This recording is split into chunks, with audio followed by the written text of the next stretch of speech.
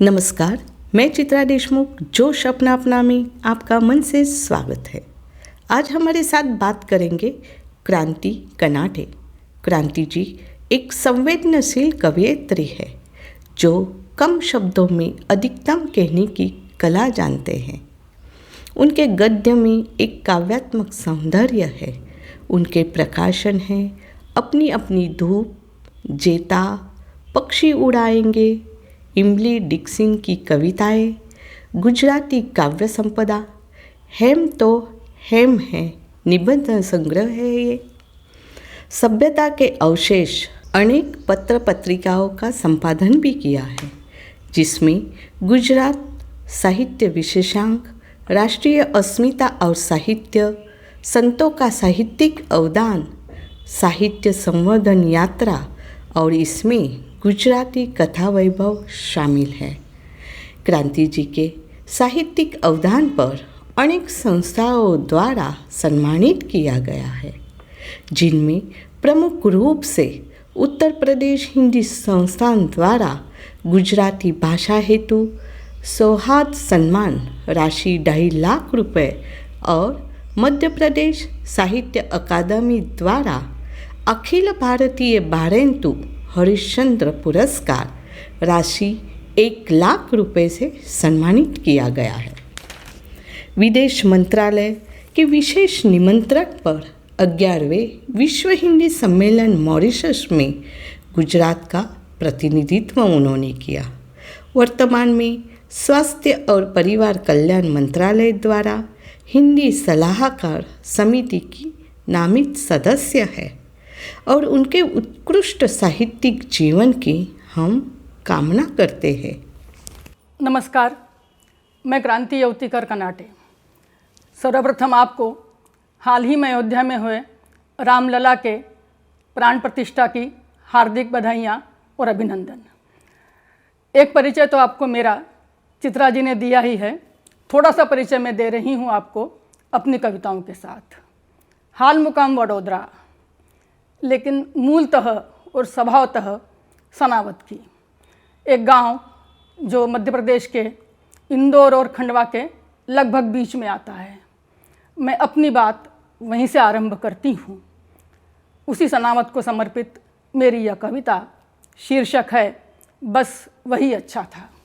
बस वही अच्छा था, बस वही अच्छा था मेरा गांव, गांव की मिट्टी, मिट्टी के घर, घर में रहते लोग, लोगों के मन, मन में पलता प्यार, प्यार की खुशबू, खुशबू की कोई जात न पात। बस वही अच्छा था, बस वही अच्छा था मेरा गांव।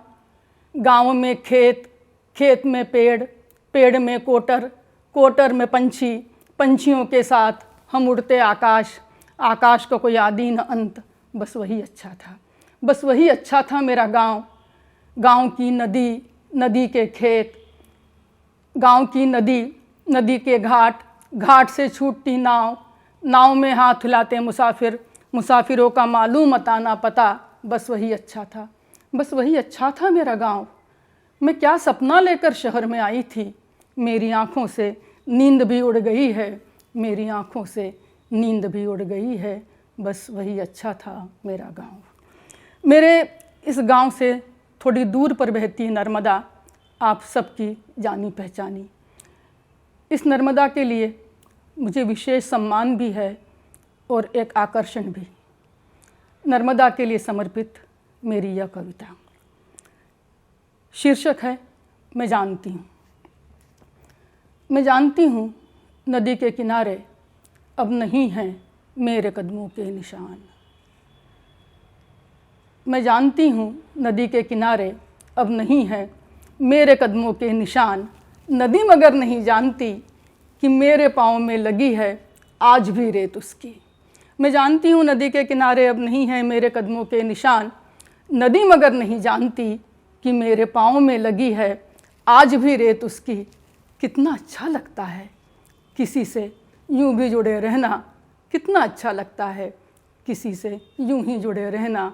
नदी मगर नहीं जानती, नदी मगर नहीं जानती। कविता की मेरी यह यात्रा शुरू हुई 1970 से, जब मैं उज्जैन में Lokmanya Tilak higher secondary school की विद्यार्थी थी। 53 साल हुए लेखनी पकड़कर। पीछे मुड़कर देखती हूँ तो लगता है मैं जो आज यहाँ पर हूँ मैं अकेली नहीं हूँ। मेरे इस होने में मेरे गांव, मेरे घर, मेरे पीहर, यौतिकर परिवार, मेरे सारे आत्मीय जन, रिश्तेदार, परिचित, यहाँ तक कि अपरिचित भी, वे सब कहीं ना कहीं अपना योगदान रखते हैं। इन सब से मिली प्रशंसा, कौतुक, प्रेरणा और प्रोत्साहन की वजह से मैं आज आपके सामने हूँ। तो उन सबको नमन के साथ मैं अपनी बात रखती हूँ। मेरा पहला काव्य संग्रह प्रकाशित हुआ अपनी अपनी धूप 1996 में। एक कविता, शीर्षक कविता अपनी अपनी धूप से। जाने कब से, जाने कब तक, जाने कब की अपनी अपनी धूप है सबकी। जाने कब तक, जाने कब की अपनी अपनी धूप है सबकी। जिसको उठाए फिरते हम तुम, कहने को सब साथ हैं जबकि, कहने को सब साथ है जबकि, जाने कब तक, जाने कब की। 96 में ही अपनी अपनी धूप के साथ मेरा एक अनुवाद संग्रह भी प्रकाशित हुआ जिसका नाम था पक्षी उड़ाएंगे। पक्षी उड़ाएंगे गुजराती काव्य संग्रह पक्षियों उड़ियावशे का हिंदी अनुवाद है। पक्षी उड़ियावशे तत्कालीन एडिशनल सेशन जज महेंद्र सिंह जाडेजा के मरणोपरांत प्रकाशित गुजराती काव्य संग्रह पक्षियों उड़ियावशे का हिंदी अनुवाद है। इस अनुवाद संग्रह से भी एक कविता, शीर्षक है फूल न तोड़ो। फूल न तोड़ो याद टूटशे, फूल न तोड़ो याद टूटशे, फूल नि साथे याद, याद नि साथे फूल। फूल न तोड़ो याद टूटशे, फूल नि साथे याद, याद नि साथे फूल। हूँ मशगूल, अरे यहीं तो तारी, अरे यहाँ तो तेरी। देखिए, ये गुजराती और हिंदी कविताएं इतनी मिक्स हो गई है कि मैं फिर से आपके लिए हिंदी अनुवाद पढ़ती हूँ। फूल न तोड़ो, फूल न तोड़ो याद टूटेगी, फूल न तोड़ो याद टूटेगी। फूल के साथ याद, याद के साथ फूल, मैं मशगूल। अरे यहाँ तो तेरी मेरी आँखें, आँखों में है जंगल, जंगल में एक रास्ता, रास्ते पर दो फूल। फूल न तोड़ो याद टूटेगी, फूल न तोड़ो याद टूटेगी। अपनी अपनी धूप और पक्षी उड़ाएंगे के बाद 2000 में मेरी 2 पुस्तकें प्रकाशित हुई। एक था कर्ण पर लिखा काव्य नाटक जेता, और एक अमेरिकन कवियत्री एमिली डिकन्सन की हिंदी कविताओं का अनुवाद। जेता एक महत्वपूर्ण रचना है। यह एक काव्य नाटक है 5 अंकों का। कर्ण के अंतिम दिनों पर आधारित यह काव्य नाटक, जिसमें कोई भी काल्पनिक पात्र या घटना नहीं है।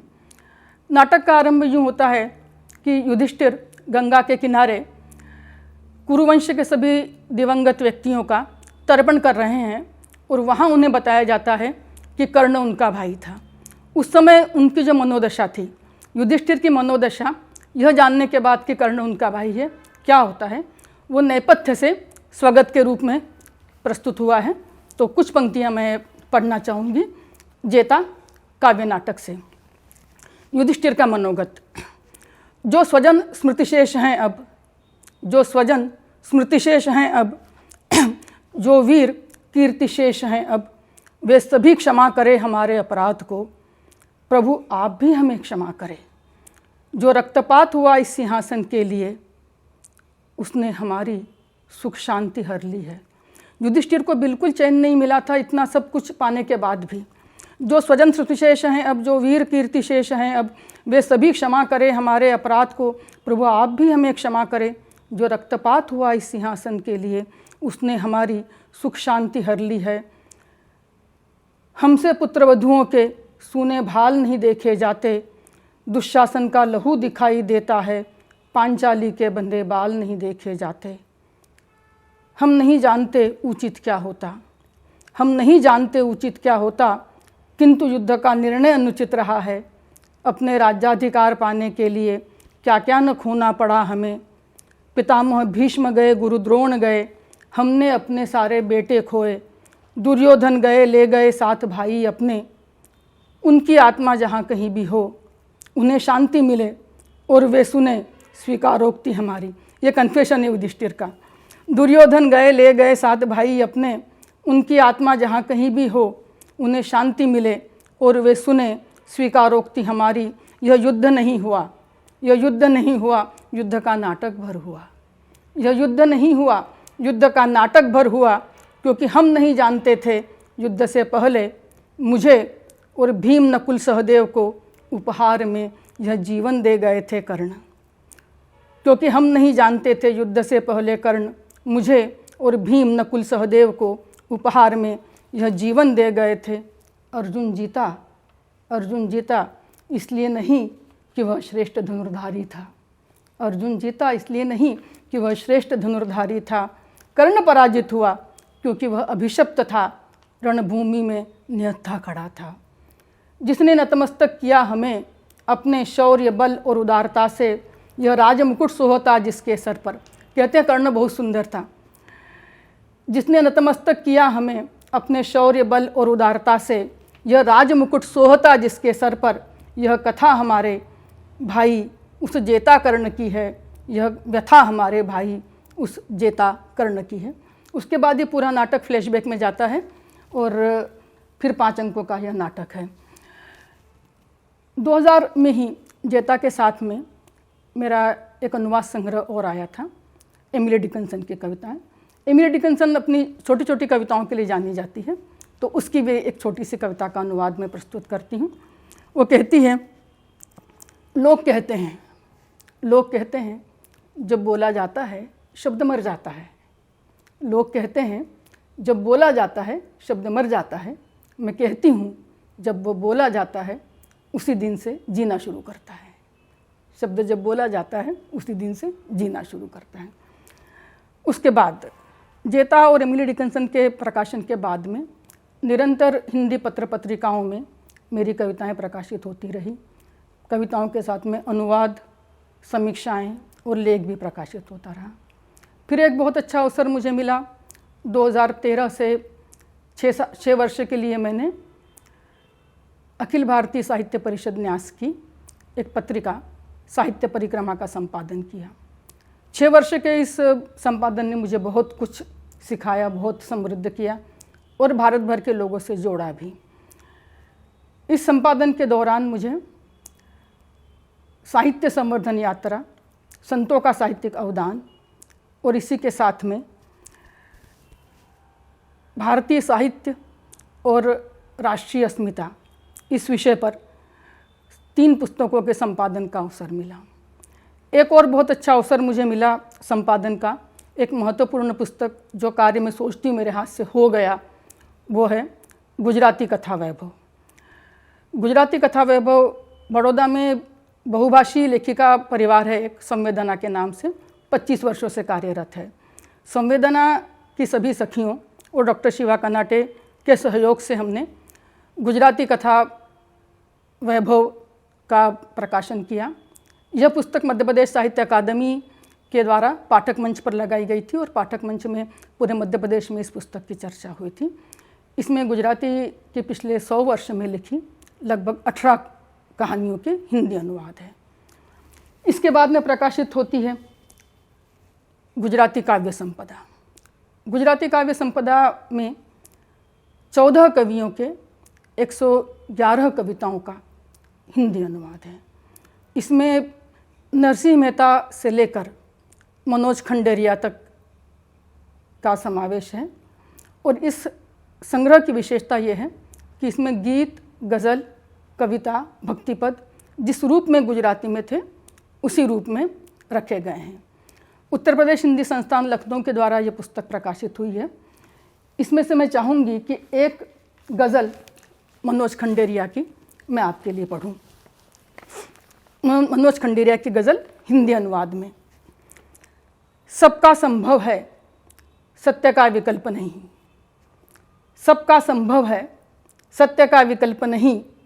ग्रहों की बात नहीं, सूर्य का विकल्प नहीं। सबका संभव है, सत्य का विकल्प नहीं। ग्रहों की बात नहीं, सूर्य का विकल्प नहीं। शाखें सब पाताल में, जड़ें सब आकाश में। शाखें सब पाताल में, जड़ें सब आकाश में, हमारे बाग के इस वृक्ष का विकल्प नहीं, ग्रहों की बात नहीं, सूर्य का विकल्प नहीं। शेर देखते हैं। लड़ना पड़ा मुझे खुद अपने ही आप से, कहीं ना कहीं हम सबकी व्यथा और कथा है ये। लड़ना पड़ा मुझे खुद अपने ही आप से, अब तो दोस्त इस संघर्ष का विकल्प नहीं, अब तो दोस्त इस संघर्ष का विकल्प नहीं। ना कटे ना जले न भीना हो कि पुराना, ना कटे ना जले न भीना हो कि पुराना, कवि का शब्द है इस शब्द का विकल्प नहीं, कवि का शब्द है इस शब्द का विकल्प नहीं। गुजराती काव्य संपदा के बाद एक निबंध संग्रह प्रकाशित हुआ, हेम तो हेम है। हेम तो हेम है शीर्षक से प्रकाशित इस संग्रह में हिंदी, गुजराती और मराठी साहित्यकारों की विशेषताओं को दर्शाता हुआ 21 निबंधों का यह संग्रह है। और हेम तो हेम है यह शीर्षक भी मैंने नरसिंह मेहता के एक भजन की पंक्ति से लिया हुआ है, जिसमें वो कहते हैं कि कनक कुंडल विषय भेद ना होए, अंते तो हेमनु हेम छे। इसके बाद में एक पुस्तक और आती है, सभ्यता के अवशेष। सभ्यता के अवशेष हाल ही में बोधि प्रकाशन जयपुर से प्रकाशित हुआ मेरा काव्य संग्रह है, जिसमें 113 कविताओं का समावेश है। 13 अंक भी मैंने इसलिए लिया है कि अक्सर लोगों की मान्यता है कि 13 शब्द जो है वो अपशकुनी होता है, तो मेरा कहना है कि इस मान्यता को हम लोगों को मानने की कोई आवश्यकता नहीं है। सभ्यता के अवशेष शीर्षक से प्रकाशित जो काव्य संग्रह अभी आया है, उसकी शीर्षक कविता में प्रस्तुत कर रही हूँ। फिर वह चाहे कितनी ही असभ्य क्यों न हो। और वास्तव में ये कविता मैंने धोलावीरा में सभ्यता के अवशेष देखने के बाद ही लिखी थी। फिर वह चाहे कितनी ही असभ्य क्यों न हो, अवशेष हमेशा किसी न किसी सभ्यता के ही कहाते हैं। फिर वह चाहे कितनी ही असभ्य क्यों न हो, अवशेष हमेशा किसी न किसी सभ्यता के ही कहाते हैं। कितना अच्छा है, कितना अच्छा है आज से 5-10 हज़ार वर्ष आगे चलकर, कितना अच्छा है आज से 5-10 हज़ार वर्ष आगे चलकर हमारे भी जीवाश्म किसी सभ्यता की खोज कहाएंगे, हमारे भी जीवाश्म किसी सभ्यता की खोज कहाएंगे। फिर वो चाहे कितनी ही असभ्य क्यों न हो, अवशेष हमेशा किसी न किसी सभ्यता के ही कहाते हैं। एक बात मैं यहाँ पर अवश्य कहना चाहती हूँ, ये मेरी पुस्तकों की छोटी सी जीवन यात्रा का मैंने परिचय दिया। विशेष रूप से ये बात कहना चाहती हूँ कि कोई भी यश हो या अपयश, वह किसी भी व्यक्ति का अकेले का नहीं होता है। और इस यश अपयश में जो भी कुछ हो, इसमें बहुत कुछ मूर्त और अमूर्त शामिल होता है। तो मैं भी मेरी इस यात्रा में जो मूर्त और अमूर्त मेरे साथ में रहा है, उन सब के प्रति मैं अपना ऋण स्वीकार करती हूँ। और इसी के साथ मैं जोश अपना अपना की चित्रा देशमुख की बहुत आभारी हूँ, और ईश्वर उनका जोश बनाए रखे और वे इसी तरह कार्य करते रहें।